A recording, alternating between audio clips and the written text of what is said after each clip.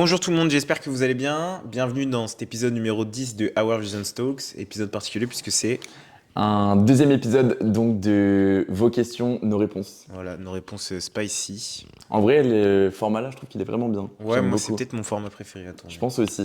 Peut-être parce que ça demande moins de préparation. En vrai, on prépare rien, mais c'est vrai Chut, faut qu'on pas touche dire. tellement à Faut pas tout dire. que c'est trop cool. Oui, c'est vrai. Mais non, mais en vrai, je tiens à dire qu'il n'y a aucun sujet qui est travaillé à l'avance. Tout ce qui est abordé est abordé sur le tas et au fur et à mesure de la conversation. Donc s'il y a des choses qu'on aborde un petit peu de manière maladroite, un petit peu de manière imprécise, c'est normal. On est humain, on n'est pas robot. Forcément, ça n'avait un petit temps, je pense, de préparation. On pourrait aller encore plus loin dans les questions et dans les approfondissements. Mais c'est vrai que dans l'instant, il y a tellement de choses à penser, il y a tellement aussi d'interactions à avoir que c'est normal si on loupe un petit peu du coup d'infos. Et auquel cas, si vous avez des questions, n'hésitez pas à les poser, c'est important. Ça enlèverait beaucoup de naturel aussi, c'est pas ce qu'on veut. Ouais, c'est ça. Préparer, ça enlève beaucoup du coup de spontanéité, donc flemme. Bon, comment tu vas? Moi ça va, un peu fatigué, mais ça va. Ok, fatigué du week-end. Fatigué de la semaine, du week-end, etc. Ok, Du temps surtout, le temps ça ok. joue beaucoup. Ok, Et bon bah toi, à écoute, part le fait que tu sois malade as fuck. moi je suis vraiment malade. Bah sinon ça va, mais ouais, je suis malade. J'espère vraiment que ça va pas trop s'entendre. J'espère surtout que je vais pas choper. Vraiment, je te le souhaite vraiment pas. Bah Tu sais, non, j'avais mal aux sinon, yeux, les douleurs arrête de travail. articulaires là, l'enfer. Hein? Arrête de travail. T'es ton propre patron, hein, donc tu gères. Hein. Voilà, disclaimer comme d'habitude, tout ce qui va être évoqué dans ce podcast est évoqué à titre personnel et professionnel. C'est nos visions, nos manières de faire et nos manières de percevoir les choses. En aucun cas ne jugez ce qui va être dit. C'est important. Essayez de comprendre le fond du message. Essayez de l'adapter à vos contextes si possible. Essayez aussi de rester ouvert d'esprit. Mais voilà, ne jugez pas, c'est très important. Voilà. Q&A, on a encore reçu des questions. On en a peaufiné certaines de manière à ce que ça touche un petit peu plus le podcast et nos visions. Essayer du coup d'étoffer un petit peu plus la question pour aller un peu plus loin. Donc on a 10 questions qui touchent à nos épisodes et 10 autres questions qui sont un peu plus ouvertes. Donc ça va être plutôt cool. Je sais pas combien de temps l'épisode va durer. Le dernier, il avait duré combien de temps? 1h30, non? 1h05. 1h05. Ok, bon. J'espère vraiment que en tout cas les formats, les informations vous plaisent. Mais ouais, on va pas perdre de temps, on s'y met directement. C'est quoi la première question? Première question qui va parler un peu plus sur les podcasts précédents, comme tu l'as dit. Ouais. La première touchera sur un des derniers sujets qu'on a évoqué, c'est réussir sa prise de masse. Ouais. C'est selon vous, quelle est l'erreur la plus fréquente que les gens commettent lorsqu'ils entament une prise de masse? Est-ce que pour toi il y a une erreur ou est-ce qu'il y en a genre plusieurs? Je pense qu'on l'a abordé Je un pense peu qu'on peut dans le faire un top podcast. 3. Ouais, un top 3. On Ouais. commence par top 3. Vas-y, le dernier. Le dernier truc, le moins grave, je dirais, des trois. Euh,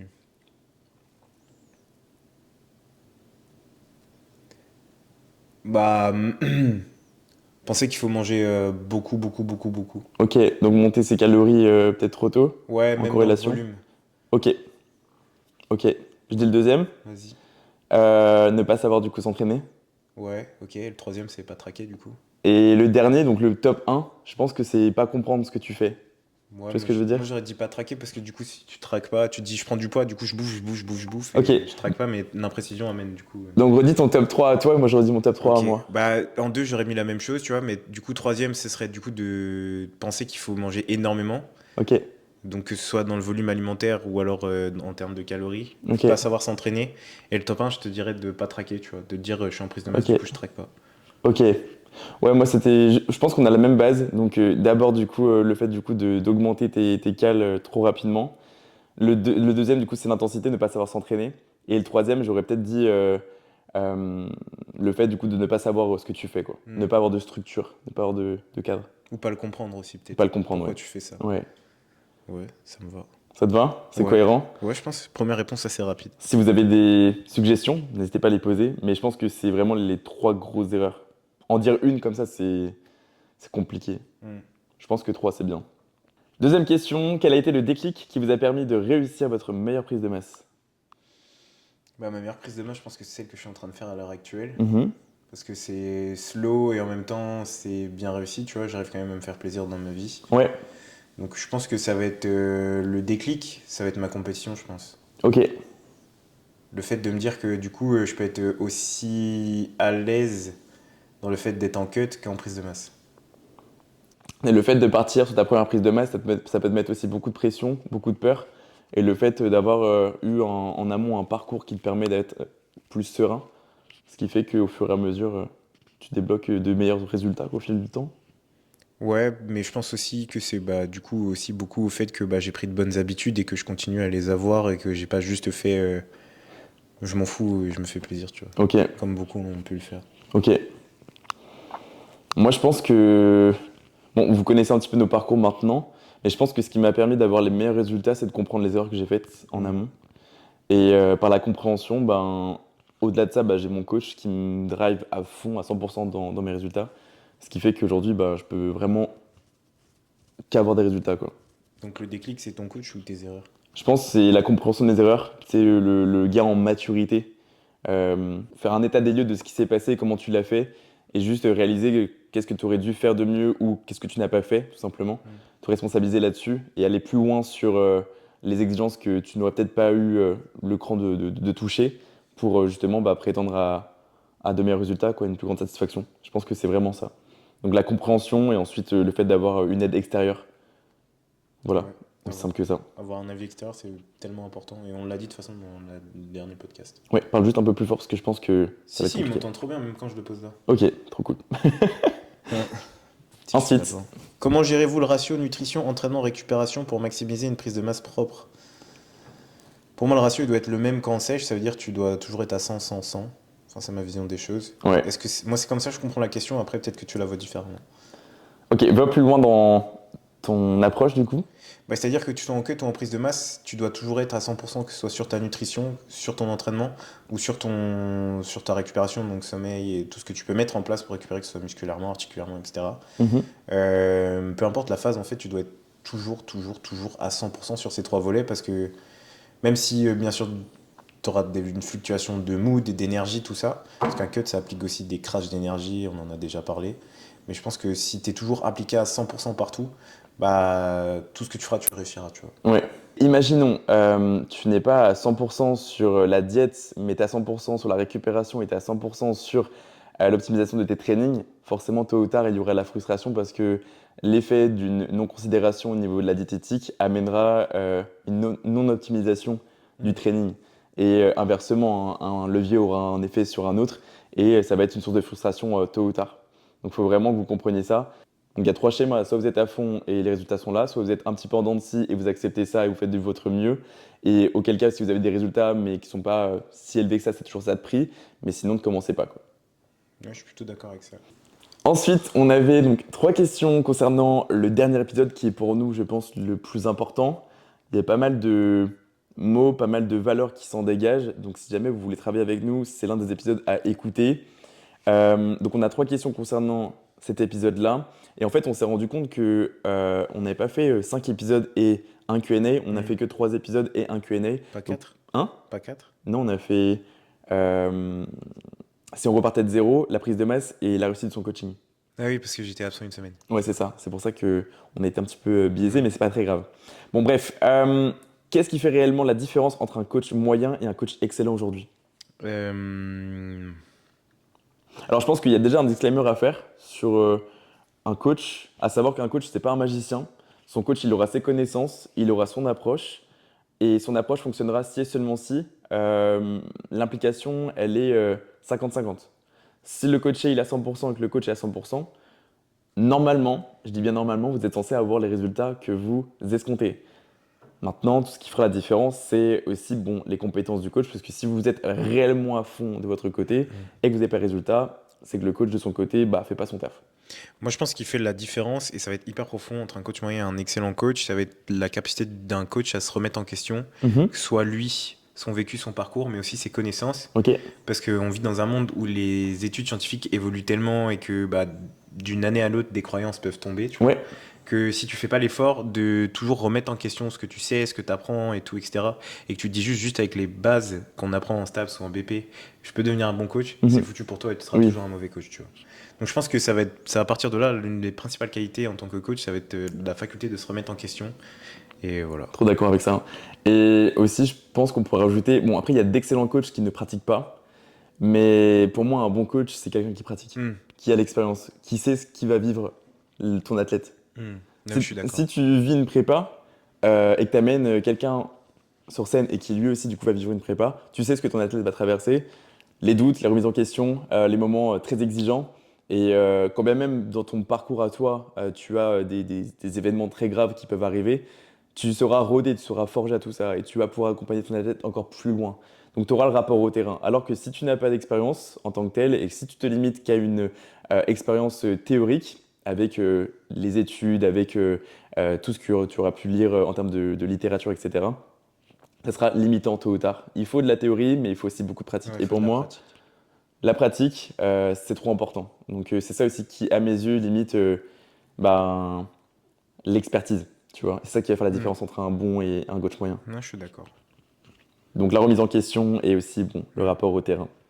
Une cinquième question, quelle est la plus grande difficulté rencontrée lors de vos débuts en coaching? Tu commences? Tu veux que je commence? Ouais. Moi, je vais dire c'était plus l'aspect marketing dans le sens où je savais pas trop par où commencer pour pouvoir attirer mes premiers clients. Ok. Donc plus sur l'aspect business. Ouais, Ok. sur l'aspect gestion de société. Si vous êtes intéressé, on pourra faire un épisode là-dessus pour que vous compreniez un petit peu la manière avec laquelle on aborde tout ça, la gestion de l'entrepreneuriat, etc., etc. Ok, et si tu parles Plus autre... gestion réseau, tout ça, genre. Comment Ouais. communiquer autour de ça sans être Ok, maladroit. ok. Et si on parle au-delà du business, si on parle du coup de ton rapport au coaching avec l'humain, qu'est-ce que ça donne en termes de difficulté? Difficulté, je pense que ça va être plus celle de gérer la frustration de, par exemple, pas avoir de bilan ou de devoir aller chercher Ok, plus la personne pour qu'elle fasse son travail. ok. Enfin, son Et travail, on s'entend, mais qu'elle remplisse son logbook, etc. Et ok, qu'on puisse faire ses suivis. en temps, en heure, Ouais, en temps, et en heure. compléter avec la manière. Mm. Et comment t'as fait du coup pour résoudre ça? Bah, déjà, prendre sur moi, être Ok, patient, tu ouais. vois. De me dire que ça faisait aussi partie de mon boulot de possiblement relancer parce que bah, les personnes n'ont pas que ça à penser, tu vois. Ouais, il y a des Même si aléas. pour moi ça me paraît évident, il y a forcément d'autres aspects dans leur vie qui sont aussi importants. Mhm. Donc vraiment prendre sur moi, être patient et voilà, ça a pu aussi m'aider dans d'autres aspects de ma vie. Ok, ok, c'est ok. Moi, la plus grande difficulté que j'ai rencontrée sur le côté business, c'est, je pense, bah, le côté syndrome de l'imposteur. On a Mhm. déjà pu l'évoquer, mais ça, c'est quelque chose qui me tiendra, je pense, jusqu'à mon dernier souffle. Et le côté difficulté sur le plan humain dans mon coaching, au départ, ça a été le fait que je sois trop dans l'écoute, quitte à moi-même m'effacer et effacer mes croyances, quoi. Mhm. Effacer un petit peu mon approche. Et ça m'a porté préjudice sur deux expériences. Et en soi, tu vois, tu te dis une fois, pas deux, et une fois, un mais demi, une deuxième fois. Et après, je me suis dit non, ok, Ouais, juste mais prendre du recul. certains ont Et besoin de faire les erreurs plusieurs fois oui, pour mieux carrément. De toute comprendre, tu façon, vois. c'est grâce aux erreurs que tu Mhm. apprends et que tu évites de les refaire. Mais je pense que c'est grâce à ça et grâce à tous ces événements que tu deviens le coach que tu deviens au fur et à mesure. Mhm. Ensuite, C'est à toi. quel conseil donneriez-vous à un coach qui veut se lancer mais qui doute de lui? Ah, faut être spicy là. Bah arrête, parce que le marché est saturé, il n'y a pas de place pour tout le monde. Voilà. Ça, c'est ce que vous croyez. Encore une fois, je pense que ça serait peut-être plus intéressant de faire un épisode complet là-dessus. Mais quel conseil est-ce qu'on pourrait donner comme ça? En vrai, un vrai conseil. Un vrai conseil, bah si tu crois en ce que tu fais et que tu es persuadé que ta méthode est la bonne, continue et ne lâche rien. Ok. Reste inspiré par toi, ton travail, tes croyances, ce que tu apprends, et ce que tu veux faire apprendre aussi aux gens, ce que tu veux transmettre, et tôt ou tard ça marchera. Non, mon conseil, c'est juste de travailler avec passion. Et ce qui doit arriver arrivera, Bah c'est ce que je viens de dire du coup. mais différemment. Non, mais c'est vrai, mais si tu penses, Oui. tu vois, il y a une bonne partie maintenant des coachs qui se lancent, qui pensent à scaler. Moi je pense qu'il y en a qui sont trop perdus. Mais ça se voit avec les nouvelles générations en BP. Il y en a, enfin, la plupart Tu cibles quelqu'un là? Non, je cible personne. Bah, je pourrais cibler quelqu'un. Mais ça se voit énormément, genre, les gens sont à peine sportifs, quoi. Ils ont jamais tenu une barre de leur vie dans les mains, Mhm. et ils se lancent en BP, c'est-à-dire ça comprend de l'haltéro, ça comprend du coup des Mhm, connaissances en mhm. sport, et tu regardes les personnes et tu dis, après on juge pas sur le physique, hein, mais là tu dis, Un petit peu là quand même. bah oui, mais bon, oui je suis mauvais, mais vas-y, c'est pas grave. Je trouve vraiment les nouvelles générations qui font BP, Juste, ils disent, bah, c'est un métier qui marche en ce moment, ça rapporte, du coup, j'y vais, tu vois. Alors qu'ils sont pas forcément préparés à tout ce que ça implique. Et ça rapporte pas dès le début, hein, je vous le dis, hein. Non. Parce que vous allez dépenser des heures, des heures, des heures, beaucoup d'énergie, beaucoup de recherche aussi.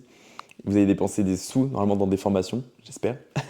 Et au départ, vous n'aurez pas des clients facilement, vous n'aurez pas des clients qui seront les plus impliqués au départ, et il va falloir que vous croyiez en votre projet, Mm. et tôt ou tard, ben voilà, vous aurez vos opportunités. Et si vraiment vous êtes bon, ben vous perdurerez, mais c'est vrai qu'au départ, ne pensez pas démarrer avec des mois astronomiques, hein. Oui. Puis c'est juste par effet de mode, bah, juste retourner faire de la compta, et puis voilà. C'est un métier passion, on l'a dit et on le redira jamais assez. Si vous aimez l'aspect bodybuilding, lifestyle et tout ce que ça peut englober, foncez, mais ne faites pas ça pour l'argent parce que vous pourrez vite tomber de très très haut. Et sur les réseaux, il est vraiment mis en avant tous les aspects positifs du métier, mais tu sais, le voyage, le fait du coup Ouais. d'avoir des collabs, le fait d'avoir des opportunités régulièrement, etc. Les opportunités, vous les créerez, oui, mais ne croyez pas que ça va venir d'un coup d'un seul, hein. C'est important de le comprendre. Restez réaliste, pragmatique et juste travailler encore une fois avec passion pour me répéter. L'envers du décor, quoi. Mm, mm, mm. Et bah, on passe à la catégorie suivante sur le podcast si on repartait de zéro. Si vous deviez recommencer la musculation de zéro, quelle serait la toute première action à poser dès le jour 1? Moi, pour mon part, ce serait m'inscrire en salle, parce que je l'ai pas fait tout de suite.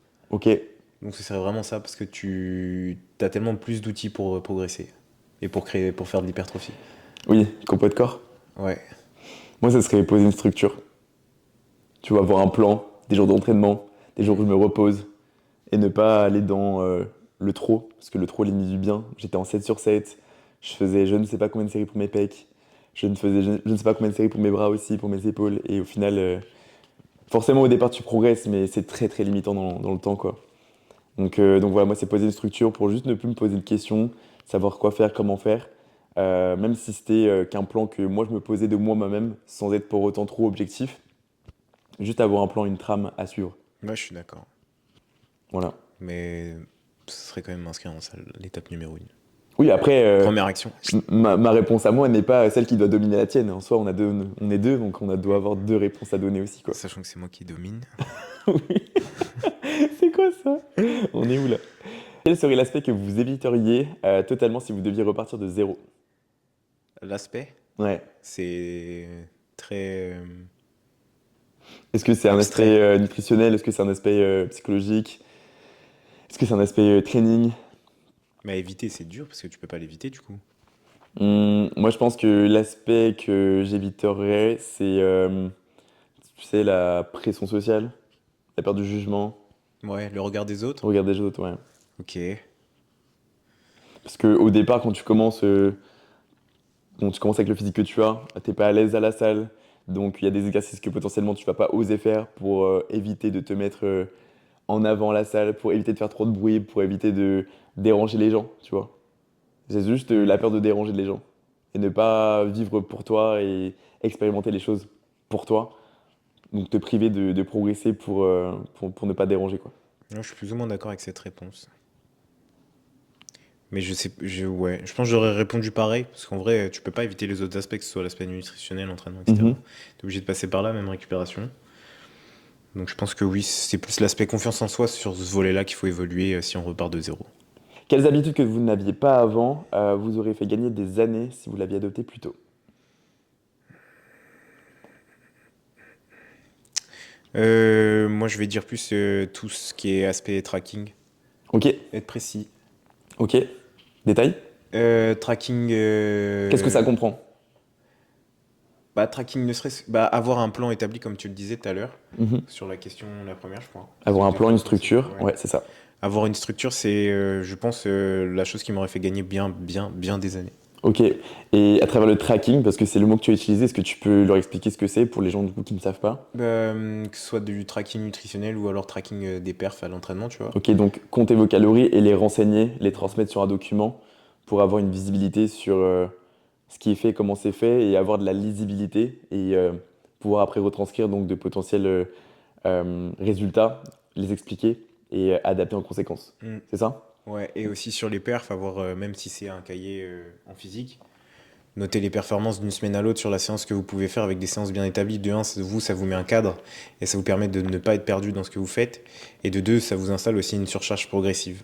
Voilà. Ok, donc là, tu as mentionné le tracking des perfs, donc le suivi des performances. Tu as mentionné le suivi des calories et des macros.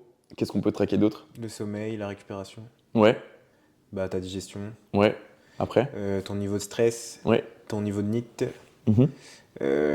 Pour les femmes, comment est-ce que vous êtes dans votre cycle? Dans quelle phase vous êtes? Ouais. Euh, Votre cardio, s'il a été fait, est-ce que vous avez eu ouais, des cardio, écarts si vous avez alimentaires? été fait, écart. Après, il y a tellement d'habitudes que tu peux renseigner Hum, hum, hum. dans un, Tout ce que vous pouvez, dans un renseigner, logbook. renseignez-les. Si vous avez eu des douleurs par-ci, par-là, renseignez-les. Toute information est bonne à prendre pour tôt ou tard adapter si c'est nécessaire. S'il y a quelque chose, une problématique, notamment une gêne qui arrive régulièrement, c'est qu'il y a quelque chose qui doit être changé dans votre plan. Ouais, puis plus vous allez être précis, plus vous progresserez vite. Voilà. Ça, on le répète souvent, mais c'est réel. Et moi, si j'avais donc une habitude, je pense que c'est m'entraîner plus dur, plus Dès le tôt. départ. Ouais. Mm. Avoir plus de conscience envers une réelle intensité. Je pense que au départ, je me dis que je m'entraînais dur parce que j'avais pas de réel exemple. J'ai toujours tendance à citer Laurent à la salle qui s'entraînait très très dur. Et c'est vraiment l'une des personnes qui m'a drivé sur la compréhension du training. Et je pense que si j'avais eu ce mentor plus tôt, je pense que j'aurais pu tellement gagner en compréhension, tellement me remettre en question plus tôt et ne pas perdre autant de temps, quoi. Parce que je pense que moi, là, donc j'ai commencé à mes 18 ans, j'ai 28. Pour moi, je commence réellement à pratiquer depuis que je suis en prépa, donc ça va faire genre 3 ans, Ouais, pareil. tu vois. Mm. Donc j'ai perdu quand même 7 ans de pratique. C'est énorme. C'est énorme. Du regret, mais bon, ça m'a amené là où est-ce que j'en suis aujourd'hui. Oui, bah Mais oui. c'est chiant, quoi. On se dit en 7 ans, t'aurais tellement pu faire mieux, faire plus, et d'être être encore plus haut que ce que tu es aujourd'hui, sur le plan physique. Bon, Mm. après, sur le plan psychologique, je sais pas. Mais voilà. Et dernière question concernant les épisodes. Quel est selon vous le point commun qui résume votre évolution dans le bodybuilding et le coaching jusqu'à aujourd'hui? Bah pour moi, ça va paraître bateau, mais je vais dire c'est le all-in. Ouais, Le fait de vraiment s'investir et de se donner à fond pour votre objectif. t'es chiant. Pourquoi? Ah, c'est la même chose que j'allais dire. Ouais, Mais c'est la même mental, quoi. Après, voilà, ce qui est à retenir, encore une fois, et on insistera toujours, hein, peu importe l'épisode dans lequel nous serons dans ce podcast, la mentalité sera toujours la même. Juste, si vous commencez quelque chose, faites-le à 100%. Parce que si vous n'êtes pas à fond, vous ne pourrez pas prétendre à ce Mm. prime, en fait. Tout ce que vous pourrez escompter de mieux, ça n'arrivera pas si vous n'êtes pas à 100%. Donc, soit vous le faites à 100% et vous avez le meilleur des résultats possibles avec la qualité du plan qui correspond. C'est vrai que si vous êtes impliqué que le plan n'est pas bon, il peut y avoir une certaine frustration au bout. Mais dans l'hypothèse où tout est aligné et que vous êtes à 100%, vous devrez obtenir ce que vous souhaitez, quoi. C'est hyper important. Et si vous n'êtes pas à 100%, acceptez le fait d'avoir au moins bien. Et je pense qu'il y a plein d'exemples qui montrent que le grind, que le fait d'insister malgré les complications, ça paye. Euh, j'ai trop d'exemples en tête. Je peux pas mentionner les problématiques, je peux pas mentionner les prénoms du coup que je peux avoir là en tête à l'instant, mais il y a plein de clients qui ont eu des transformations de zinzin, et pour autant, elles sont passées dans des moments très difficiles. De la remise en question, des aléas qui leur sont tombés dessus, et non pas un, ni deux, ni trois, mais parfois peut-être quatre en même temps. Voilà, il y a des choses qui sont hyper difficiles à gérer, et pour autant, voilà, elles ont réussi parce qu'elles ont insisté. Sur le moment, ben, elles n'avaient pas toujours donc, les capacités pour y croire. Donc, à nous, coach, de les resensibiliser et puis leur dire que c'est OK, s'ils ont besoin du coup de 2 3 jours du coup de off pour après se remettre dans le bain. Mais il y a toujours du coup des choses à faire, il y a toujours des solutions pour répondre à certaines problématiques, dépendamment du coup de la sensibilité de Mm. chacun. Mais je pense que si vous saviez tout ce qu'une personne peut vivre et au final obtenir en y croyant, je pense que vous seriez choqué et je pense que ça pourrait vous inspirer. Encore une fois, je ne peux pas citer les événements et les noms, mais je pense que si vous saviez le avant-après, d'où la personne est partie et ce qu'elle a traversé, vous seriez inspiré. Donc voilà, sans savoir, inspiré, enfin rester inspiré quand même, quoi qu'il en soit. Moi, je suis plutôt d'accord avec ça et je pense que vraiment ça s'applique pas non seulement au monde du coaching et du bodybuilding, mais à tous les autres aspects de votre vie, Ouais. que ce soit vos études, vos relations et tout, etc. Des moments durs, vous allez en traverser. Juste apprenez à profiter du moment présent et de chaque instant parce que ça fait partie du processus, tout en ayant un projet concret par la suite. Donc vraiment, soyez conscient de ça. Euh, All-in ne veut pas dire que du coup, oui, il y aura une dépense d'énergie, il y aura une dépense de temps, forcément, mais ça, c'est ce qui est impliqué dans la vie de manière générale, peu Ouais. importe ce que vous faites. Mais en revanche, genre la résultante, si vous êtes impliqué dans ce que vous faites, dans vos relations, dans votre travail, dans votre vie sportive, etc., la résultante sera que plus belle si vous êtes investi. Ouais. Et quand on dit all-in, c'est-à-dire d'être impliqué, on insiste là-dessus, c'est important, mais accepter les fois où vous n'êtes pas à 100%. Être dans un extrême à 101% ou même à 100%, c'est très difficile à tenir. Mm. Donc vous pourrez avoir des phases où vous êtes à 100%. Moi j'ai en tête là, je pense que ça fait au moins 3 bons mois où je suis à 100% tous les jours. Je suis vraiment sur un mood incroyable et j'aime trop ça. Malgré le fait que là j'étais malade ce week-end, j'étais quand même à fond. Parce que voilà, on aime ça, on fait ça par passion. Mais voilà, accepter les phases moins évidentes. Et auquel cas vous traversez ces genres de phases-là, courage, resensibilisez-vous par rapport à votre pourquoi, la réelle raison pour laquelle vous le faites, et tout se passera bien. 10 autres questions supplémentaires qui touchent un petit peu à tout, au bodybuilding, au lifestyle, à nos choix. C'est parti. C'est moi qui fais. Vas-y, Qu'est-ce qui vous motive à rester discipliné, même les jours sans envie? c'est moi qui commence. Bah oui, c'est toujours moi qui réponds en premier, ça continue. Euh, En fait, moi, je le fais pour plusieurs choses. J'ai trop de raisons aujourd'hui qui font que je dois rester discipliné. Euh, La première, c'est de moi-même. Tu sais, enfin, le fait de s'accomplir. Même si aujourd'hui, c'est une petite journée, que tu n'as pas forcément beaucoup de missions réalisées, ou du moins pas des missions énormes, je me dois du coup d'être à la hauteur pour moi, pour mon parcours, pour ma prépa, pour tout ce que j'ai mis en amont et tout ce que j'ai traversé. Et j'ai après des raisons plus secondaires où là je placerai mon entourage Mhm. avec mon coach, avec mes amis, avec mes coachés qui non pas comptent sur moi mais qui me regardent et je sais très bien que ce que je vais faire, alors prenez du recul quand je dis que ça va les inspirer, mais faut que je sois à l'image de ce que moi je suis dans ma tête. C'est-à-dire que je suis à 100% dans ma tête, il faut qu'ils me voient à 100%. C'est important.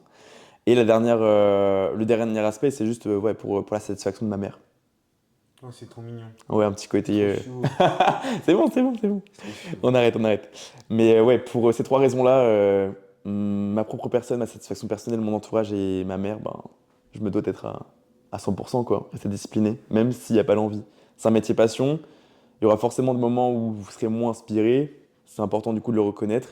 Mais faites les choses avec envie et vous verrez que en soi, la discipline, elle restera là même quand elle sera peut-être moins évidente. Et toi? Ouais, je suis assez d'accord avec ça. Moi, ça tient à une raison, c'est la première que tu as citée. Ok. C'est juste pour rendre fier le petit garçon que j'étais et lui dire que bah, il y a un jour tu trouveras une passion et si tu t'impliques à fond dedans, bah, ça marchera. Parce que Valentin part d'un surpoids aussi. Pour ceux qui n'avaient pas suivi. T'étais à combien? Précédent. Moi, Mm. en vrai, à partir du moment où je suis arrivé chez le médecin et qu'il m'a dit bah là, tu vois la ligne qu'il faut pas dépasser, ok, et tu vois la ligne là d'obésité, bah, t'es bien au-dessus, chef. Donc, à partir de ce moment-là, j'ai Et arrêté t'avais d'aller quel âge? voir. J'avais une dizaine d'années. En vrai, ça peut être traumatisant. C'est là où il te parle de l'IMC, Il m'avait pas... Oui, je crois que c'était ça le calcul de l'IMC. avec le carnet de santé. Mais moi après je débitais rien, moi. Enfin, je comprenais rien à ce qu'il me disait. Ok, Moi je me voyais juste dans le miroir. ok. Et c'est tout. C'est vrai, ça peut être traumatisant les rendez-vous médicaux Ouais. comme ça. Moi ça m'avait traumatisé. Il y en a qui n'ont pas le tact et j'espère que ça a bien évolué. Je suis pas sûr.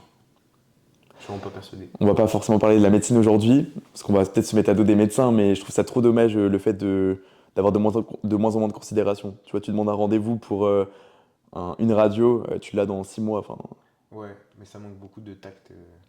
ouais, Et encore, dans la prise en charge. pas chez tout le monde, hein. Je pense qu'on fait une généralité. Mais... Ouais, parce qu'on est à la chaîne. Imaginons, je sais pas moi, t'as une réelle problématique sur ton physique aujourd'hui, t'as de réels traumas, t'as un réel parcours lourd. Ton médecin te connaît pas plus que ça parce que tu as été obligé de changer. Le médecin met les pieds dans le plat en disant que voilà, il va falloir doser avec l'alimentation, etc., etc. Bah, si toi, pour toi, c'est une complication, c'est chaud, quoi. Mais surtout que tes parents ils bitent rien après. Et puis le nombre de gamins qui après on avait plus de goûter pendant la récré parce que bah, juste ils étaient en surpoids. Mm. Tes parents ont mal compris les choses. Et C'est j'ai- triste, tu vois. Et j'espère qu'à l'avenir, les parents seront plus éduqués sur la nutrition et que ils proposeront plus d'équilibre nutritionnel à leurs enfants. Tu sais que ça Ouais. sera peut-être plus inculqué au plus jeune âge, et même qu'il y aurait des cours d'éducation nutritionnelle à l'école, juste avoir quelques bases, ça serait vraiment trop cool. Mais après, c'est fait implicitement par la télé et tout, etc. Mais c'est tellement maladroit comment c'est fait. Genre. Alors attention, parce que moi j'ai vu là récemment une émission où justement il y avait un docteur en nutrition qui est allé sur un plateau, je sais plus c'était quoi l'émission. Et en fait, à partir du moment où tu disais la vérité sur la maintenance calorique, tout le monde te prenait pour un Mm. fou. Et je sais plus si c'était Thibaut InShape aussi qui s'était fait un petit peu Si, bah si, lui prend des prendre balles de perdues haut. partout. Ouais, il s'était fait prendre de haut par une présentatrice de l'émission en disant oh, vous êtes fous, vous êtes malades et tout. Alors que bah, prendre de l'alcool aujourd'hui c'est normalisé, mais manger bien c'est péché quoi. Donc voilà. Mm. Mais moi mon petit il sera en diète, hein, je te le dis, hein. Hmm. À 5 ans il est en diète. Déjà fait un petit à fondre. Je rigole, en plus c'est pas vrai. Quel a été le choix le plus transformateur pour votre progression physique ces dernières années? Moi, c'était d'appeler Val.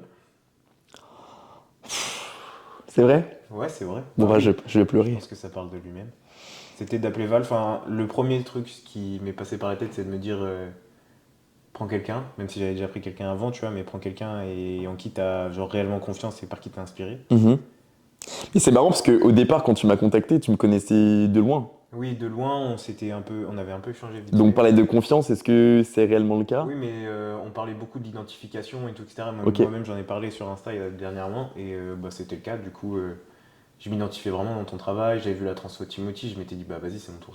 ah, c'est vrai que j'avais déjà posé la transformation Timothy. Ok, bon, cela dit, t'es trop mimi.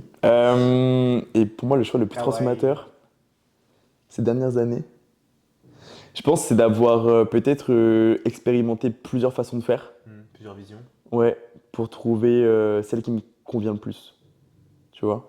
Alors, c'est propre à chacun, mais bon, moi je sais que le changement, j'aime bien jusqu'à trouver vraiment ce qui me convient avec mon équilibre et toutes les routines qui vont avec. Pour moi, ça m'a réussi. J'ai été... Là, ces 3 dernières années, j'étais coaché par... Trop coach différent. Bah non, Non, deux, t'as eu deux. le J'ai mon dernier. préparateur et Et du AG. coup AJ. Et entre les deux, bah, c'est le jour et la nuit, quoi. Et c'est là où je me suis dit, bon, bah, c'est la révélation en fait. Alors certes, je paye plus cher, je paye beaucoup plus cher, mais en soi, à Mais là, choisir, tu sais pourquoi tu payes. je sais pourquoi je paye. Comment Troisième. gérez-vous la pression de la progression continue dans un sport où on n'est jamais fini? Sous-entendu qu'on n'est jamais satisfait. Euh, En vrai, je ressens pas tant cette pression que ça, tu vois. Mhm, J'en ai discuté il y a pas longtemps avec Momo. mhm. Il m'a dit ouais, je te félicite parce que t'as vraiment réussi ton post show, tu vois. Ok. Comparé à des mecs qui sont juste empiffrés et qui ont fait des plus 20. Euh, Que pour moi, c'est juste euh, une conséquence d'une approche bidon, quoi. oui. Tu vois? Mais est-ce qu'on peut lui en vouloir ou peut-être qu'il a peut-être été aussi influencé par des mauvaises croyances à la base. 50-50. 50% responsabilité du coach Oui. et 50% du coup sa Après, responsabilité t'en à fais lui. ce que tu veux, mais peut-être qu'il était aussi assez entouré de personnes qui pensaient la même chose et que du coup. Ouais, mais aujourd'hui, tu dois te réveiller. Tu vois, Oui. moi, quand j'ai eu une prépa compliquée avec mon préparateur, j'ai tout de suite compris que il y avait un souci, quoi. Et ce souci, bah, je l'ai réglé. Il n'y a pas tout le monde qui a le même éveil d'esprit. Bah, tu dois pas être dans le déni. C'est le bodybuilding qui veut ça. Mhm.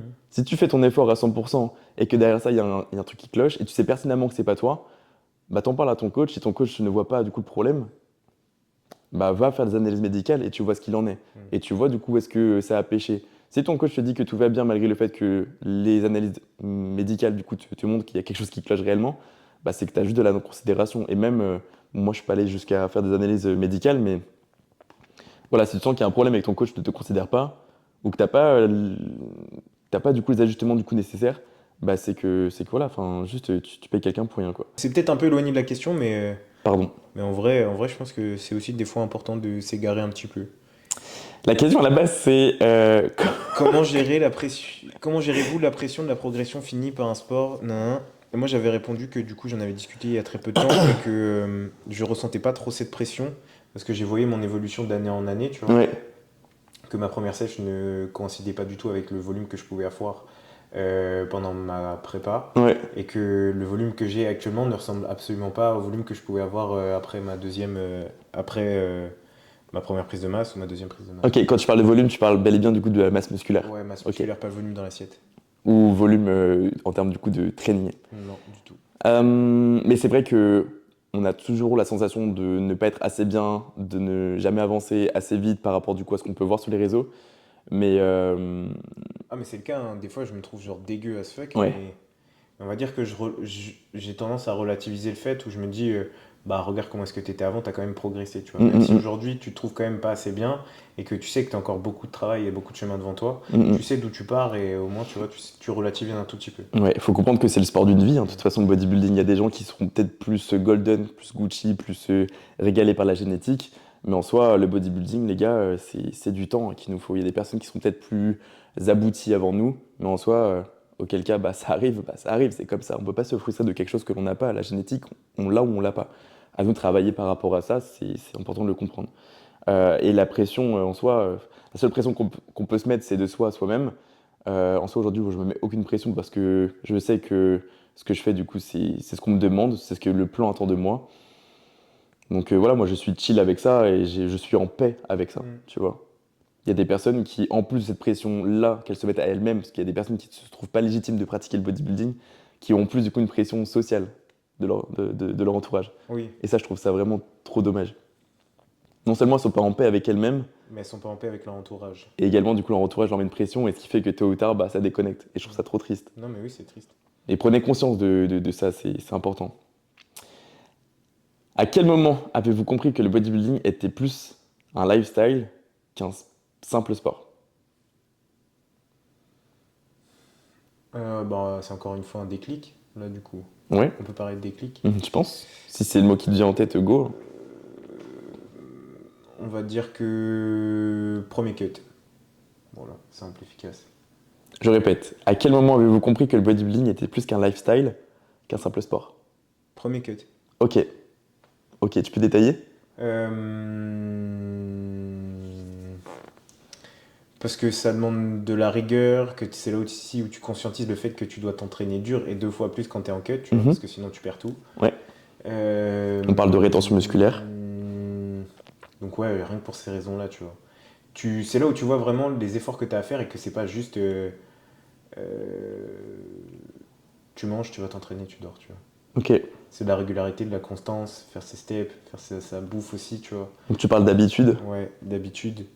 d'aligner toutes vos habitudes vers l'objectif Et souhaité. que ça coïncide aussi avec votre vie à proprement parler. Ouais, Parce que moi, à cette époque-là, pendant mon premier cut, du coup, j'étais éducateur en asso, du coup, j'avais des horaires précises. ouais. Souvent, je terminais tard, du coup, tu dois trouver des habitudes, quand faire ta bouffe, quand aller t'entraîner. Quand faire tes courses. Ouais. En plus, je m'entraînais RBC, du coup, les horaires, c'est pas les mêmes qu'AFP ou Ouais. quoi que ce soit, donc forcément, tu dois t'habituer en fonction de ça, tu vois, tes jours Mm, mm, d'entraînement. Des fois, tu finis à 22, la salle, elle finit à 22, elle se ferme à 22h30. ouais. Tu dis, bah, du coup, je suis obligé de reporter mes jours d'entraînement. Enfin, voilà, tu es obligé de t'adapter à tout. Et en cut, ça te demande du coup beaucoup plus de réflexion parce que bah, tu as déjà ton énergie qui est bouffée par le fait Ouais. du déficit calorique, de la fatigue qui est créée et de l'accumulation de semaine en semaine. Donc là, tu es obligé forcément de vraiment conscientiser le fait que ça prend tout ça, quoi. Et on peut parler aussi d'équilibre. À partir du moment où il n'y a pas d'équilibre dans votre vie, euh, vous n'aurez pas une certaine sérénité. Et le bodybuilding, je pense que c'est vraiment ça que ça euh, amène. C'est en fait à partir du moment où tu as ton équilibre et que tu es en paix, tu pourras avoir du coup des résultats non seulement avant tout psychologiques, après du coup tu ressentiras les progrès et ensuite tu les verras. Alors qu'avec un simple sport, imaginons du coup tu pratiques le foot, bon, n'attrapez pas notre veste quand on dit simple sport, parce que je pense que tous les sports impliquent beaucoup, et surtout quand tu es à haut niveau. De toute façon, tous les sportifs de haut niveau amènent une certaine régularité, une certaine rigueur autour du coup de leur pratique. Mais c'est vrai que quand on dit simple, c'est juste une approche bateau. Mais quand on veut voir du coup les résultats, surtout du coup en bodybuilding, euh, voilà, faut tout aligner. La récupération, faut aligner du coup l'aspect psychologique, émotionnel. euh, l'aspect nutritionnel et Mm. l'aspect du coup du training, enfin bref, toute la balance de l'équilibre de toute façon. Est-ce que j'étais clair ou pas? Oui, encore une fois, le all-in. Ouais. Parce que simple sport, ça veut tout et rien dire. On parle du coup simple sport dans un côté non compétitif peut-être? Non, est-ce que c'est un simple sport en mode c'est comme si tu prenais une licence au basket ou. Ouais, voilà. Surtout que tu vois, les les sports basket, le volley, le hockey sur glace ou le foot, enfin, c'est des sports collectifs. Là, le bodybuilding, c'est toi et Ouais, toi-même. mais si tu prenais une licence de danse ou des trucs du genre, tu vois. Ok, mais auquel cas, voilà, là, c'est un look que l'on souhaite. C'est-à-dire que si tu fais de la merde sur la diète, ça va directement se retranscrire sur ton physique.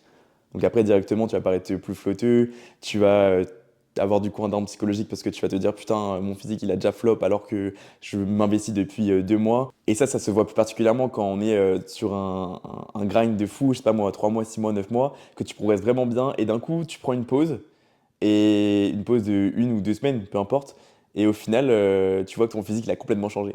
Donc tu te dis que en fait, le bodybuilding, ça nécessite tellement d'exigence et tellement d'équilibre, tellement de régularité, qu'un simple sport, sans minimiser les autres sports, n'implique pas tout simplement. Cinquième question, quelle est selon vous la part de mental dans la réussite d'un physique de haut niveau? Bah, pour moi, c'est la même part que la question qu'on a eue sur entraînement, diète et récupération. C'est Ouais, 100. 100. Voilà. Tu peux détailler? Bah, pour moi, tu dois être très très bien dans ta tête pour pouvoir prétendre être sportif de haut niveau parce que sinon, si tu peux avoir des doutes, il y a forcément des moments où tu seras pas bien. Ouais. Juste, faut que tu sois fort, quoi. Faut vraiment que tu sois fort parce que sinon, ça se verra sur ton physique. Ouais, parce que même une personne qui n'a pas confiance en elle, une personne qui doute, qui regarde ses pieds, ce sera jamais la personne qui va performer autant que la personne qui regardera droit devant elle. Surtout dans notre sport où tu dois poser, tu vois, si tu te sens pas un minimum à l'aise sur scène, Coach posing, Valentin sur voilà. Pas Instagram. le BNT9. Si tu te sens pas à l'aise, etc., bah, ça se verra direct et du coup ça se verra sur ton physique parce que tu poseras mal Mhm. ou alors tu pourras aussi faire de la flotte Ouais. parce que tu seras stressé ou des Ouais. trucs du genre, donc tout de suite ça se verra direct. Donc, Des mimiques comportementales. Et moi aussi, je dirais que c'est 100% et c'est pas pour rien qu'on voit de plus en plus les grands sportifs de haut niveau qui ont des préparateurs mentaux, quoi. Là, tu vois, j'ai en tête un coach préparateur mental qui coach une athlète bikini, qui coach aussi un gars qui fait du MMA, bah Benoît. Benoît Saint-Denis. Ouais.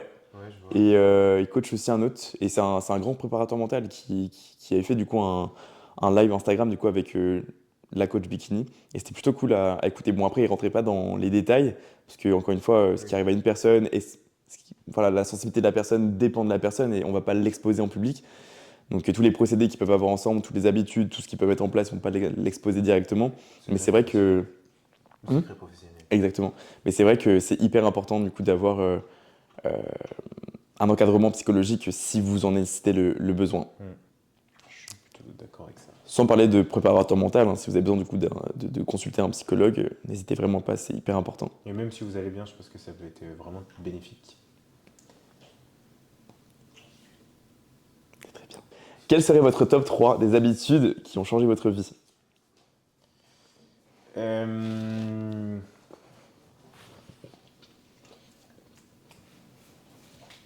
C'est dur.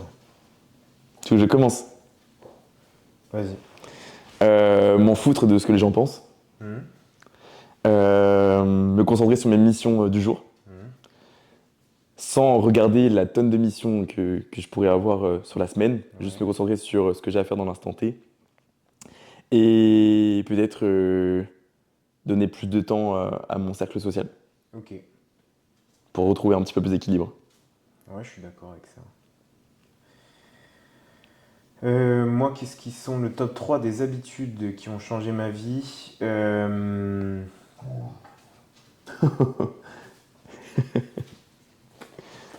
On va dire le premier truc, et c'est ce qui a régi ma vie, ça va être apprendre à compter sur moi-même. Donc me débrouiller par moi-même, tu vois. Ok, Pour ne pas être déçu de ce qu'il peut y avoir, de ce qui peut arriver, ou ne pas compter sur les autres, du moins ne pas dépendre de personne. ok, La deuxième, c'est d'être curieux. On m'a souvent dit que la curiosité était un vilain défaut, mais au final, c'est un peu ce qui m'a sauvé la vie parce que c'est ce qui m'a permis de trouver ma voie, ouais, qui m'a permis de faire des erreurs et d'aujourd'hui d'accumuler des connaissances. ok. Inspirez-vous parce que c'est hyper important ce qu'il dit. Et la troisième habitude, ça va être de ne jamais croire qu'il y ait une limite à quelque chose et que plus tu crois en quelque chose et plus tu te bats pour l'avoir ou alors essayer de l'atteindre, Mhm. plus cette chose arrivera, tu vois. T'es inspiré aujourd'hui, hein. Ouais, je suis inspiré, mais parce que j'ai tendance à croire que, en fait, la société essaie de nous définir une place qui n'est pas forcément la nôtre, Ok. et que, en fait, c'est à toi de définir ta propre place, que ce soit professionnellement, personnellement, dans tes relations ou autres. Ouais. Si. Donc c'est plus des habitudes de l'ordre psychologique que t'as. Ouais, Ok. plus de l'ordre psychologique. Vraiment sur le mindset, c'est vraiment ça qui m'a conditionné, je pense. Ok. C'est pas ton physique. Donc c'est des rappels que tu te fais de toi à toi-même. Ouais. Ok. Cool. Sur mon frigo, il y a des post-it. Non, mais essayez pas forcément pour autant vous rattacher des habitudes physiques, mais si vous avez besoin de choses qui vous rassurent sur le plan psychologique, bah faites-le, Je suis plutôt d'accord avec ça. clairement. Si jamais vous avez besoin de tips, n'hésitez pas à demander.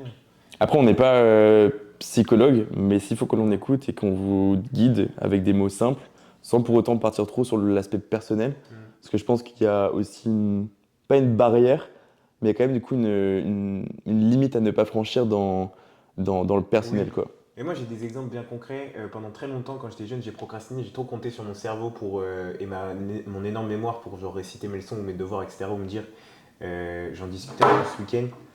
Genre, des fois, j'avais des devoirs à rendre pour le lundi. Mhm. Et genre, jusqu'au dimanche soir, je foutais rien, tu vois. Et Ouais. je me disais, je fais le dimanche soir, tu vois, si je bosse jusqu'à minuit. Ok, Au final, je regardais ma série, j'étais trop bien devant ma série. Du coup, je me disais, je me lève à 4h. Je me levais à 4h pour faire le devoir, tu vois. je pense qu'on a tout fait ça. Et sauf que bah, du coup, je procrastinais beaucoup, énormément dans ma vie. Mhm. Et sauf qu'aujourd'hui, j'ai pris des habitudes où mentalement, je me dis, par exemple, rien que pour me lever Mhm. et que j'ai la flemme de fou, je me dis à 1, 2, 3, faut que je sois debout, tu vois. Ok, Et du coup, ça marche. Je compte jusqu'à 3 et je suis debout. ok. Moi, c'est vrai que mon réveil sonne, je dis bon, encore 5 minutes. Et 5 minutes, je me lève.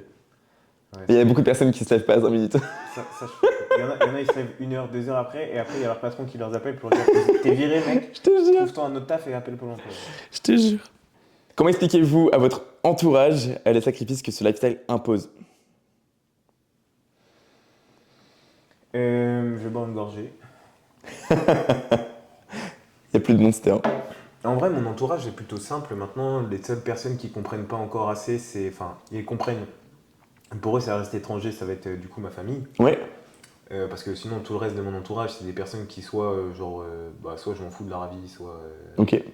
Du coup, on en parle assez peu, ou alors ils me demandent juste des nouvelles et ça s'arrête là. Soit des personnes qui partagent ce que je fais. Mhm.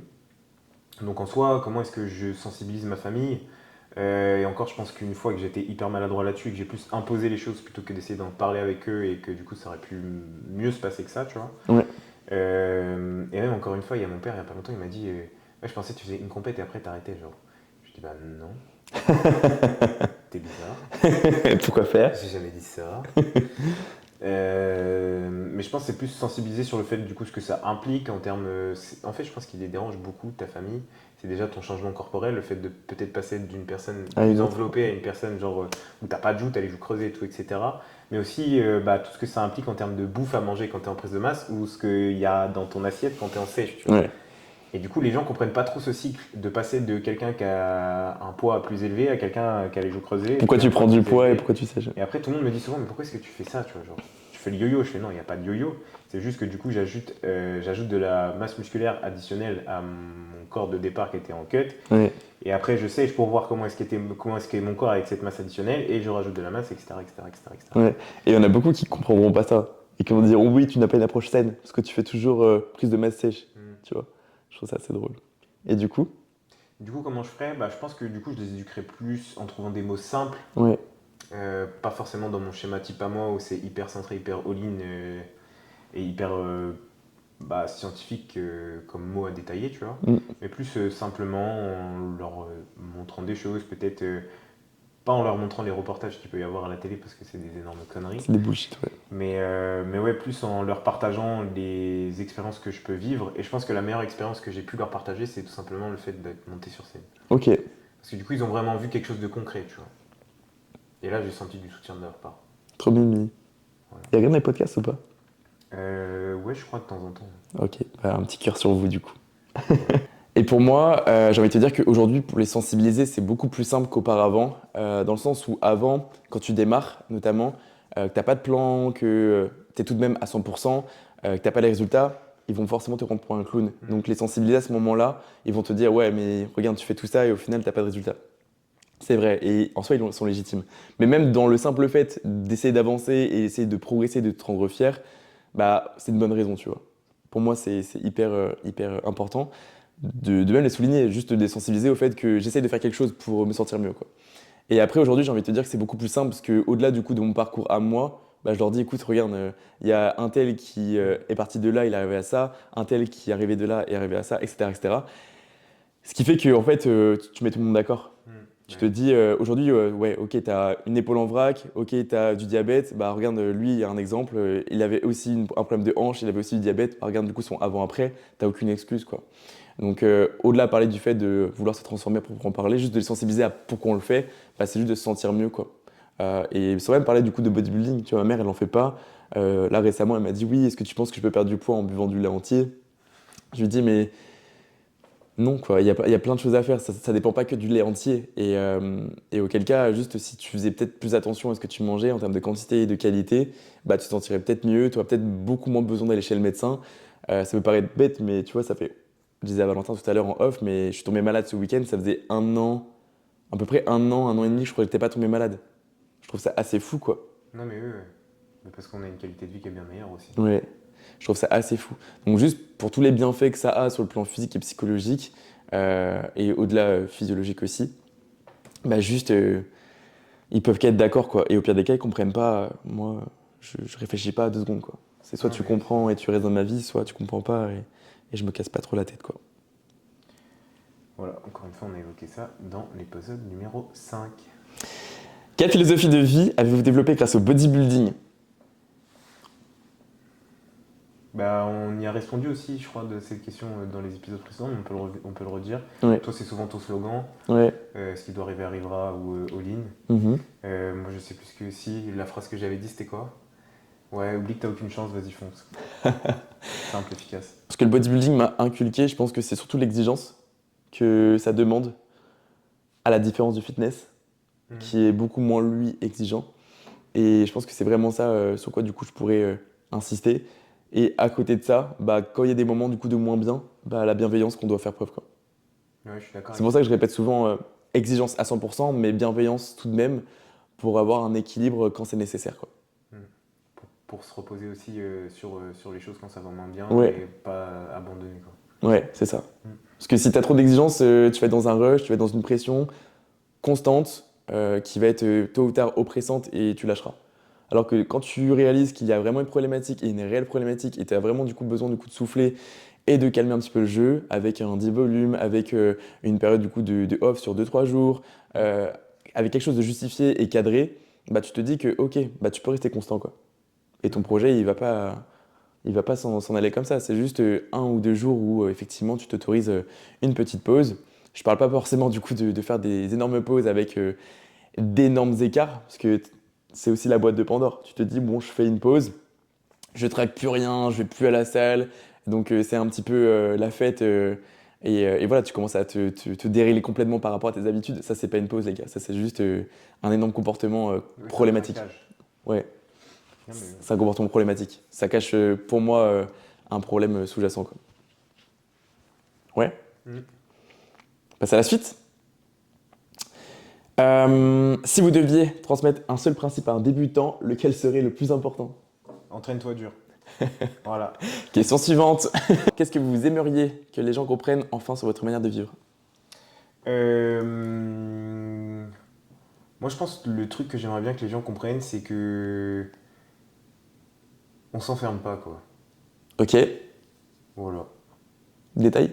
Mais je suis même pas sûr qu'il y ait besoin de détailler, c'est que genre on a une passion et c'est pas parce qu'on passe du temps à la salle qu'on a plus de vie à côté, quoi. Ok. Et c'est pas parce qu'on passe autant de temps à s'impliquer pour notre projet qu'on voit que par ça aussi, quoi. Mm. Non, on a beaucoup d'autres choses à côté, on se tape énormément de barres sur autre chose que de la muscu ou autre chose que le métier de coach. On se tape aussi énormément de moments tous ensemble à l'extérieur de la salle. Enfin voilà, on a tellement d'autres choses. On Mm. construit aussi d'autres choses à l'heure actuelle, que ce Ouais. soit toi comme moi, qui sont vraiment extérieures au monde de la muscu. Donc On se ferme pas qu'à ça, ouais. non, on Ouais. se ferme à rien du tout d'ailleurs. Donc moi, je dirais que c'est sain, c'est productif et c'est super inspirant. Ouais, c'est juste une ligne conductrice de vie, quoi. Et il y a des gens qui y adhèrent ou qui y adhèrent pas, il y en a d'autres qui y adhèrent pas du tout. Mais voilà, nous ça nous va parce que du coup ça nous apporte un équilibre, on a une vie plus saine et Ouais. que du coup on a un objectif aussi à atteindre. Du coup ça nous régit, quoi, un petit Ouais. peu, tu vois. Mais on a bien d'autres choses à côté, quoi. Voilà, aussi simple que ça. J'ai reçu 6 questions dans la boîte à questions. La première, Ah, pourquoi tu rigoles? je sais pas. Quand embauches-tu Valentin en tant que coach posing? Demain. Hein? Demain. Alors c'est vrai que c'est un projet du coup que j'ai en tête depuis bien longtemps. C'est un projet que je tiens à développer dans le temps. Et Tu peux c'est rappeler aussi quel autre projet hormis le posing tu peux avoir, tu vois. de quoi? Bah, il n'y a pas que le posing, tu vois. Ah, en tant que... Oui, dans les coachs, tu parles? Ouais. Alors, bon, je comptais en parler sur YouTube, mais je ferai de la redite, c'est pas grave. C'est YouTube aussi. Ouais, il y a YouTube aussi, mais je vais faire une vidéo pour ça, mais c'est pas grave. Alors, j'aimerais bien un coach posing, effectivement. J'aimerais bien une coach femme, je précise là-dessus, une coach femme, dans le bodybuilding slash lifestyle. Pourquoi une femme? Parce que il y a certaines femmes qui ne sont pas forcément trop attirées par le fait d'être coachées par un homme, et parfois il y a de la friction. Aussi. Exactement. Parfois il y a de la friction, et je sais que j'ai eu déjà des calls où les personnes ne sont pas allées plus loin parce que voilà, j'étais un homme, et ça m'a frustré, et je pense que faire du coup équipe avec une femme qui partagerait la même vision que moi serait donc une très bonne chose, et ça pourrait peut-être aussi les rassurer et débloquer un coaching tout simplement. Et après, j'aimerais bien du coup un coach diététicien, nutritionniste tout simplement, du coup qui irait beaucoup plus loin dans les problématiques plus profondes qui touchent à la nutrition, tu vois. Et pour venir du coup à Valentin, ça sera donc comme les autres coachs que du coup je peux rechercher aujourd'hui. J'attends du coup qu'il ait une DA, donc une vraie approche, une vision dans laquelle du coup il se retrouve. J'attends aussi du coup qu'il ait une certaine expérience, qu'il ait des avant-après, qu'il ait du coup des retours clients et qu'il ait vraiment du coup son expérience. Si je le prends aujourd'hui dans mon équipe aujourd'hui, je ne laisserai pas l'opportunité de s'élever lui seul, et peut-être qu'il aurait le sentiment plus tard d'avoir progressé dans mon ombre, et je veux pas de ça. Oui. Tu vois ce que je veux dire? De toute façon, on en a déjà discuté. Ouais. C'est en aucun cas contre Valentin, c'est pour lui, et je dirais pour nous à l'avenir si on bosse ensemble, mais dans l'instant ça ne nous empêche pas du coup d'avoir des rapports cordiaux et professionnels du coup dans le coaching, quoi. Ouais, et même Amical. podcast et tout, etc. Est-ce que c'est important pour vous d'avoir un entourage orienté body? Je commence? Vas-y. Oui. Point. Point. Non, que ce soit dans mes relations amicales ou autres, Oui. je trouve ça ultra important. De toute façon, on l'a déjà dit, moi je me vois pas partager ma vie avec quelqu'un qui ne partage pas le body, tu vois, parce Ouais. que sinon ça amène trop de complications et ça demande trop d'efforts pour expliquer ce que tu vis et ce que tu partages. Ça mène trop de discorde sur ton mode de vie. Ouais. Trop de discorde aussi sur le fait de pouvoir organiser des vacances, tout ça, etc. Parce que moi, il me faut forcément une salle ou Ouais, je comprends. bouffer sainement, tu vois, même Ouais. s'il peut y avoir quelques écarts, indépendamment de la période dans laquelle je suis. C'est ultra important de partager ma vie, et que ce soit amicalement ou amoureusement, avec quelqu'un qui fait du body. Voilà. Pour moi, c'est important, mais je dirais que si la personne ne touche pas au body, j'aimerais bien qu'elle touche à l'entrepreneuriat Ok. Ouais, pour que ce soit inspirant pour moi. Moi, les deux, par pitié. Les deux, par pitié. Parce que, bon, à partir du moment où tu fais du body, tu comprends l'exigence du processus de développement, que ce soit dans un projet de prise de masse, de recomp ou de sèche, tu entreprends pour te sentir mieux. Donc, tu fais quelque chose. Tu as des missions, tu as des tâches, tu as une organisation à avoir. Au-delà de ça, si tu fais pas du body et que tu es dans l'entrepreneuriat, tu as les mêmes missions, tu as les mêmes exigences, à savoir que tu es ton propre patron, tu as des comptes à rendre à quelqu'un, à savoir à ton propre chef, et tu peux que être mieux pour toi et ta propre personne. Et si cette personne-là, du coup, prend soin d'elle et prend soin, du coup, de son bébé, à savoir, du coup, de son projet, ça peut que être inspirant, du coup, d'avoir ce genre de personne dans ton entourage. Moi, tu vois, je sais que ma mère, elle est salariée, mais au-delà de ça, bah, elle a mis au monde, du coup, bah, mes frères et moi. Aujourd'hui, du coup, elle s'occupe de moi et mes frères. Elle a, du coup, bah, son taf à gérer, mais elle a encore tellement de missions à côté que pour moi, c'est hyper inspirant, tu vois. Même si ma mère ne pratique pas l'entrepreneuriat et le bodybuilding, elle restera ma mère, du coup, elle restera dans mon entourage. Mais tu vois, mes frères, ils sont devenus aussi entrepreneurs, tu vois. Ouais, bah si, ouais, ça je le suis. Donc juste avoir un entourage qui entreprend, quoi. Ouais, puis ça montre aussi un certain niveau de maturité, ça fait tellement apprendre, puis tu te débrouilles que par toi-même, du coup ça démontre une force de caractère, tu C'est vois. fou. Bah, même au départ, tu démarres avec le peu d'expérience que tu as. Démarre en tant qu'apprenti entrepreneur, fais tes erreurs et construis là-dessus. Moi, tu vois, je sais que mon petit frère, il voulait se lancer directement dans l'entrepreneuriat, parce qu'il veut faire ça, il n'y a pas de souci. Mais avant, du coup, de se lancer, je lui ai dit, écoute, pour toutes les problématiques de confiance en toi que tu as, juste prends ton temps, mûris en travaillant, du coup, pour une boîte, et ensuite, tu te lances, tu vois. Non, mais C'est trop important, du coup, de prendre le temps aussi. Se lancer, c'est bien, et je pense que tout le monde devrait se lancer tôt ou tard dans sa vie, pour ne pas regretter. Mais voilà, je pense qu'il y a un certain timing pour le faire, et tout dépendra, du coup, du degré de confiance en vous que vous avez. Ouais. Ouais, je suis plutôt d'accord. Quelle est une journée type selon vous? C'est bon, je peux répondre honnêtement? Ah non, c'est pas selon vous, c'est pour vous. Quelle est une journée type pour vous? Ça commence par Cocorico, le petit, le petit réveil. À quelle heure? 9h du mat. Et Ok. toi? Bah moi, plus ça va, plus j'essaie de me lever très tôt, genre 5 heures. Mhm. Impossible pour moi, mais. Vas-y, détail après? Bah, du coup, je check un peu ce que j'ai à faire dans ma journée. Mhm. Donc, savoir un peu les missions que j'ai à faire pour aujourd'hui, si j'ai fait une checklist en amont la veille. Ok. Je vais petit-déj. Souvent, j'essaie d'aller marcher un peu aussi, quand même. Histoire de toujours pouvoir répondre aux messages que j'ai reçus, les questions, Ouais. de pouvoir répondre aux attentes de mes coachés. Si j'ai fini ça en marchant, je brainstorm aussi sur des idées de post, de communication, enfin voilà, tout ce qui est en relation avec les réseaux, pour essayer de prendre le plus d'avance possible et pas me laisser submerger. Mhm. Après, souvent, je mange. Après l'après-midi, je vais m'entraîner, la plupart du temps. Et après l'entraînement, je gère aussi tout ce qui est post et création de post sur mon entraînement du jour. Si c'est mercredi ou jeudi, je fais les corrections de bilan de mes coachés, Ok. que ce soit souvent mercredi pour la partie building et le jeudi pour la partie posing. Ok. Et voilà. Le week-end, j'essaye d'être un peu plus smooth quand même pour profiter du temps avec mes proches et aussi pour pouvoir souffler, tu vois. Ouais. Donc j'essaie d'avoir le plus gros de ma semaine à faire du lundi au vendredi et le week-end de pouvoir quand même avoir un peu plus de temps libre, savoir si j'ai une activité à partager avec ma famille. Ok. C'est nice.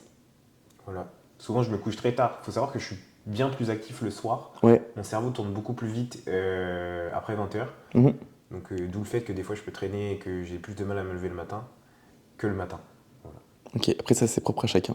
Il y en a qui préfèrent se lever tôt pour bosser tôt, d'autres qui préfèrent du coup se lever tard pour bosser tard. À voir. Mais moi, j'ai pas de journée type. Je sais que j'ai 4 journées qui sont régies par mes bilans. Mercredi, jeudi, vendredi et dimanche. Et le restant de ces jours-là, tout est un petit peu aléatoire et va dépendre du coup de mes missions que je m'étais fixées. Donc vous dire que j'ai une journée type, non, pas vraiment. La seule chose que j'ai en type, c'est les balades de Tao qui sont aux alentours du coup de 6 à 7 heures du matin. Après, j'ai midi, 16 heures et puis peut-être 20 heures à peu près. Mais voilà, journée type, j'en ai pas vraiment. J'essaie de multiplier mes missions et d'entreprendre tout simplement pour mon métier principal qui est le coaching et puis après mon métier secondaire qui est la diffusion du coup de communication et de me former. D'ailleurs, une formation du coup qui sort bientôt. J'ai très très hâte de savoir quand elle sort. J'en parle pas pour l'instant. En off.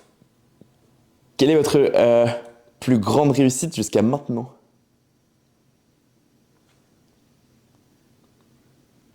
On va dire c'est ce que je suis aujourd'hui.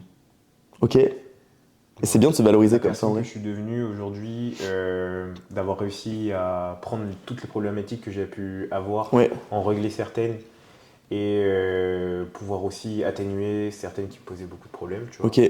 Et aussi de pouvoir du coup avoir fait ma passion aujourd'hui, ma vie, tu vois, et que dans tous les aspects de ma vie aujourd'hui ça marche bien, tu vois. Ok. Et je touche du bois. Bah ça me réussit pour l'instant et du coup on verra par la suite si ça Trop continue. cool. Donc c'est plus un aspect personnel qui est lié au professionnel? Parce que ma passion c'était personnel et maintenant j'en ai fait du pro, tu vois. Ok. Donc, Ok. pour moi les deux se rejoignent. Mais oui, j'ai souvent laissé le personnel de côté. Ok. Donc maintenant j'essaie aussi de pouvoir le conceptualiser, le considérer un peu plus Ouais. que je pouvais le considérer avant. Tu vois, Ok. passer plus de temps avec mes proches, accorder plus d'importance à ce que moi je veux et j'ai envie et pas non seulement genre me laisser régir par j'ai cet objectif-là, tu vois, donc, et il n'y a que ça, mais il n'y a rien à côté. Tu Quand tu dis du coup passer du temps avec tes proches, tu te dédies combien de temps environ de temps à tes proches? vois. En vrai, je compte pas, tu vois, mais Tu te laisses pas des créneaux? non, j'ai pas de créneau parce que Ok. sinon je trouve que tu perds la valeur du moment, tu vois. Ok. Si tu dis là, j'ai ce créneau-là et je vais voir ma famille, bah tu vois, non. Moi j'aime bien faire les choses spontanément, tu vois. Ok. J'ai une idée en tête, je le fais. Ok. Peut-être là-dessus, faut que je mûrisse du coup. Bon, après, je suis un peu loco, donc je pense que ça fait partie de ça aussi. Ok. Après, la plus grande réussite sur un aspect personnel, après c'est assez intime ça, mais je dirais du coup le fait que je sois en paix avec moi-même aujourd'hui, Mhm. sans pour autant du coup détailler, je pense que ça n'a pas forcément trop d'importance. Et le fait du coup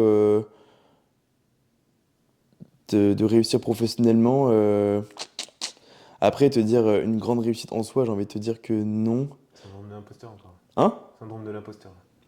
Bah, j'ai juste envie de te dire que, genre, j'essaie juste du coup enfin, de retranscrire ce que je ressens pour ce que je fais. Et ça a l'air du coup de bien fonctionner. Je touche du bois aussi. Mais voilà, juste de donner espoir à des gens, tu vois, qui peut-être n'y croyaient plus auparavant. Et de retrouver des sourires, retrouver du coup la satisfaction, etc. Je pense que c'est vraiment ça qui m'aiderait en tête directement, quoi. Parce que te dire qu'un projet, la réussite d'un projet, il en vaut beaucoup plus sur un autre, c'est pas possible, quoi. Parce que chacun, du coup, a ses problématiques. Donc, pour moi, toute victoire c'est ce qu'il vaut, quoi. Que pensez-vous du feed game français actuel? Question qui nous vient du Corona Gym directement. C'est ça enfin, c'est quoi pour eux le feed game? Le feed game, c'est bah, tout ce que tu peux, enfin toute la communauté qu'il y a autour du, bah, tout ce qui regroupe la communauté d'influenceurs Ouais, du feed game FR, donc bah, tout le contenu qui tourne autour de que ce soit body, muscu, ok. lifestyle, tout ça, je pense que c'est englobé, tu vois. Mhm. Si je dois répondre honnêtement, je trouve que c'est une vulgaire parodie et que ça en devient à peu près grotesque. Il y en a qui font ça maladroitement, alors il y a des pépites, hein, je pense à Stéphane Matala, tout ça, genre des gens hyper honnêtes et hyper Ouais. bienveillants et tout, etc. Mais il y en a beaucoup qui essayent de tourner ça en ridicule et beaucoup qui essayent de faire entrer dans la tête des gens des fausses croyances. Et je trouve ça hyper maladroit et hyper grotesque parce qu'il y en a qui forcent un peu. Donc voilà, je trouve que c'est T'as des vraiment noms en tête? une parodie. Bah après, moi on va dire que genre je consomme plus trop ce genre de contenu, tu vois. Ce que je consomme principalement, ça va être Stéphane, des mecs un peu plus orientés bodybuilding forcément, tu vois. Mhm. Même si maintenant je consomme plus trop du FR. Ok. Mais tout ce qui va être nouvelle gêne, tu vois, où ça va être. Et encore, Zram, je trouve qu'il a vraiment la tête sur les épaules, tu vois. Ouais, moi je suis. En vrai, j'ai vu Zram sur un épisode du Corona là. Et franchement, je le connaissais pas, hein. Le gars, je le connais vraiment. Je connais pas du tout. Je connais qu'en tant que nom parce que forcément, il a gagné du coup sa carte pro. Mm. Donc voilà, je me suis dit, vas-y, on va s'intéresser. Et du coup, là, j'ai retrouvé dans un épisode du Corona, du coup, hyper posé, hyper humble, hyper chill. Donc oui, Et clairement, hyper tu vois. mature pour son âge, je Ce trouve. genre de personne-là, vraiment, je kiffe, tu vois. Mm. C'est pas pour autant qu'après, du coup, je vais aller le follow, c'est pas pour autant que je vais être inspiré par sa personne et que, je vais et voilà, cette personne, du coup, va me driver. Mais je sais qu'il y a cette personne-là, du coup, si je la croise dans la rue, tôt ou tard, je serais content, du coup, de parler avec. Pour justement, du coup, parler des événements, parler, du coup, de son process de développement et qu'on s'inspire, tout simplement. Moi, je suis assez d'accord avec Mais ça. après, moi, feed game, je pense que tu le sais, mais en soi, je m'en fous totalement, quoi. Ouais, on s'en fout, mais vas-y, tu peux quand même donner un avis, tu vois. Mais je sais même pas qui y a dans le feed game. Bah, tout ce qui est Corona, tout ce qui est. Corina, je connais même pas les gars. Je sais qu'il y en a un qui est chauve, là, deux qui sont chauves. Je connais même pas les noms pour te dire. Non, mais oui, mais tu peux tomber sur une vidéo et te dire, ah oui, donc c'est ça les influenceurs du feed game FR, tu vois. Je connais, en vrai, c'est compliqué du coup de me positionner parce que. Et après, il y a des gens qui font parfois du coup du contenu à leur insu. Ils vont peut-être parfois du coup faire du contenu pour faire du buzz, faire du clic. Mm. Et alors que sur un aspect du coup personnel, ils sont loin d'être comme ça. Oui, Tu vois oui, ce que je veux dire? mais c'est de la course au buzz aussi. Ouais, Mais parce que, encore une fois, ils dédient vachement de temps à ça et que forcément, ils ont envie que ça marche ouais, parce que c'est leur métier maintenant, tu ouais. vois. Et ça, les personnes, tu vois, qui perdent un petit peu leurs valeurs et leurs principes de base, leurs principes moraux, à la base, du coup, c'est des bonnes personnes bien intentionnées et qui peut-être feraient du contenu un petit peu de trop, un petit peu trop maladroit, un peu trop de travers. Bah ça, ces personnes-là, tu vois, je les plains, tu vois. Parce que Mm. c'est un petit peu victime de leur buzz, tu vois. Et ça, je trouve ça un petit peu Ouais, ils se dommage. travestissent. Quitte à faire du coup du contenu, bah reste dans ta DA, reste dans ton univers. Quitte à faire de la redite, et c'est du coup de faire la redite peut-être différemment, mais d'inculquer du coup les choses peut-être différemment, avec des personnes différentes, avec ci, avec ça. Mais toujours du coup pour amener ce déclic et cet accompagnement vers le développement, le processus de chacun. Mais après, ouais, encore une fois, moi je suis pas le feed game français, je sais même pas qui ça inclut. Tout ce que je sais, c'est qu'il y a de plus en plus de jeunes qui s'y mettent et je trouve ça trop bien. Sur TikTok, je vois du coup, il y a de plus en plus de gros physiques des 2004, des 2006, même des 2007, je crois. Ouais, 2007. Ça que je vois surtout du coup dans le feed game français. Maintenant, en tant que tel, dans l'influence, je suis désolé, je vais faire le boomer, mais je connais personne et en soi, tout le monde fait sa vie et je m'en fous quoi. Moi, je suis juste Kiffy West, AJ Morris.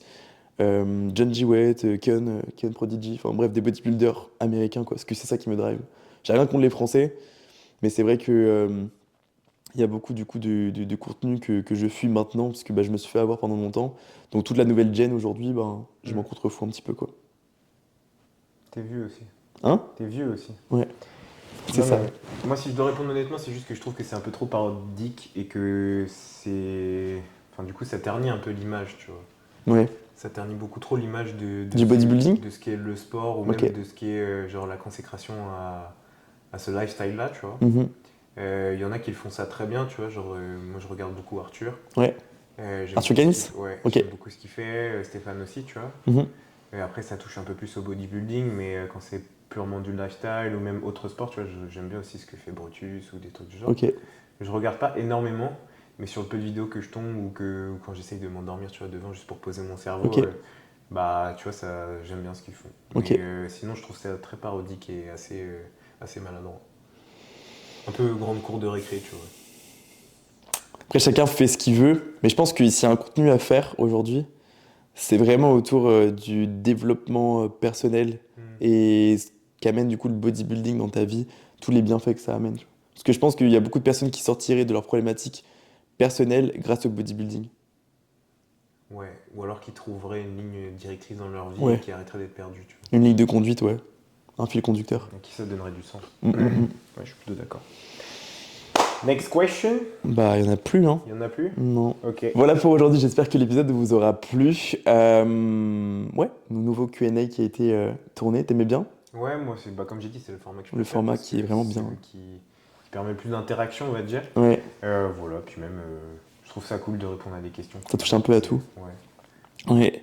N'hésitez pas du coup, hein, toujours, hein, même au-delà des boîtes de questions qu'on peut mettre en story, voilà, n'hésitez pas à poser des questions et rester régulièrement. Et de toute façon, même si c'est une question qui est répondue en DM comme ça, on essaiera de la mettre en avant s'il y a vraiment beaucoup de choses à en dire. De toute façon, il n'y a aucune mauvaise question. Tout est considéré. Mais voilà, n'hésitez pas à poser des questions, n'hésitez pas à être dans l'interaction avec nous, il n'y a aucun souci à ça.